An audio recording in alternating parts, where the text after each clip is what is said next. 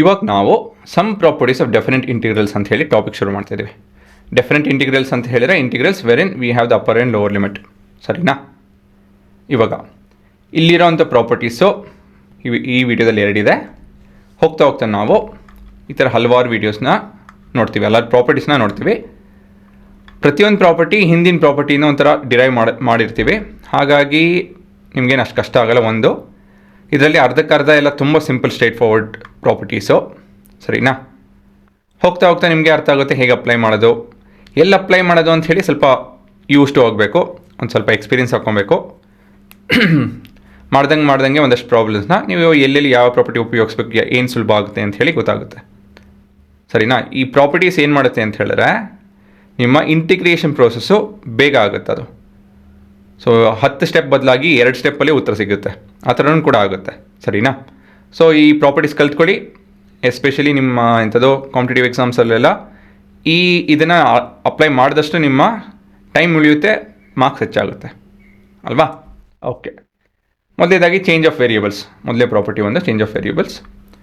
So ಇಲ್ಲಿ ನಮ್ಮ ಒಂದು ಫಂಕ್ಷನ್ ಇದೆ, F of M is equal to M divide by M square plus 1. ಇವಾಗ ಎಕ್ಸಿಕ್ಯೂಟ್ ಮಾಡ್ತು ಅಂತ ಹೇಳಿದ್ರೆ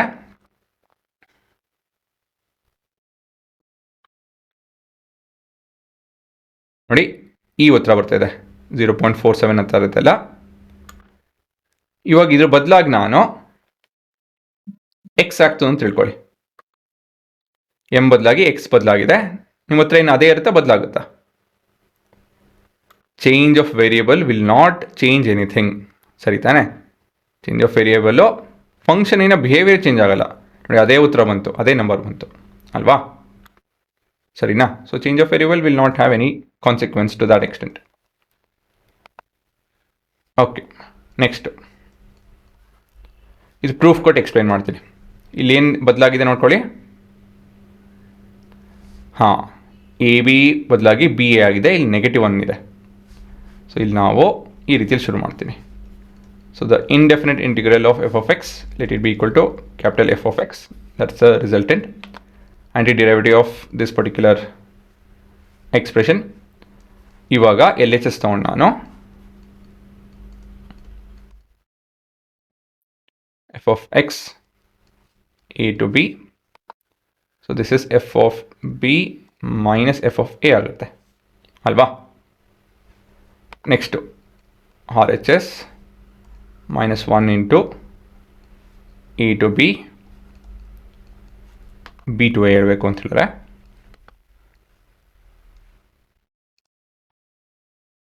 -1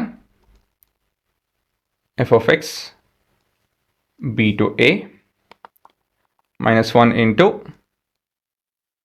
f of a minus f of b ಅಲ್ವಾ? ಇದು ನಾರ್ಮಲ್, ನೀವು ಇದುವರೆಗೂ ಮಾಡಿದ್ರೆ ಇದನ್ನೆಲ್ಲ. ಇವಾಗ -1ನ ಮಲ್ಟಿಪ್ಲೈ ಮಾಡ್ತು ಅಂದರೆ ಏನಾಗುತ್ತಿದ್ದು, F of B minus F of I ಆಗುತ್ತೆ ಅಷ್ಟೇ. That is nothing but R L H S. ಸರಿನಾ? ಇಲ್ಲೊಂದು ಉದಾಹರಣೆ ಕೊಟ್ಬಿಡ್ತೀನಿ ನೋಡಿ. ಏನು ಬೇಕಾದ್ರೂ ತೊಗೊಬೋದು ನೀವು, ಯಾವುದನ್ನ ತೊಗೊಳ್ಳಿ, ಏನು ಬೇಕಾದ್ರೂ ತೊಗೊಳ್ಳಿ. 20 x² dx ಅಂತ ತೊಗೊಳ್ಕೊಳ್ಳಿ. ಸರಿನಾ? ಇದೇ ಇಂಟಿಗ್ರೇಷನ್ನು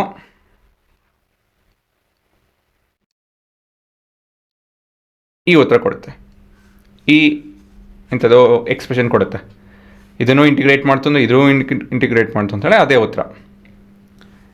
ಇದು ನಾವು ಬೇರೆ ಮತ್ತೊಂದಷ್ಟು ಡಿರೈವೇಷನ್ ಮಾಡಬೇಕಾದ್ರೆ ಉಪಯೋಗಿಸ್ತೀವಿ ಇದನ್ನು. ಸರಿನಾ? ಎನಿವೇಸ್ ಬರ್ಕೊಳ್ಳಿ. ಹೋಗ್ತಾ ಹೋಗ್ತಾ ನಿಮಗೆ ಗೊತ್ತಾಗುತ್ತೆ. ಬರ್ಕೊಬೇಕು, ಪ್ರೂಫ್ ಎಲ್ಲ ಬರ್ಕೊಬೇಕು.